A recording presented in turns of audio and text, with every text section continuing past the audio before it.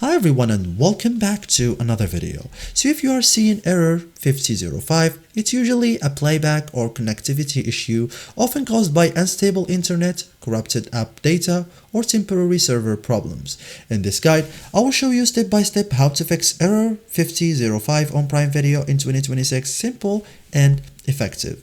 So first thing, error 5005 is usually network or app related, common on smart TVs, mobile and streaming devices, and often temporary and easy to fix. So start with connection plus app fixes, okay? So check your internet connection, like test your Wi-Fi or mobile data, switch to a stable network if needed, because strong connection means smooth playback, okay? You can restart your router, so turn off router for 30 to 60 seconds, turn it back on, and it fixes most connection issues, okay? You can also restart your device, like restart your phone, TV, or streaming device. It clears temporary glitches, okay?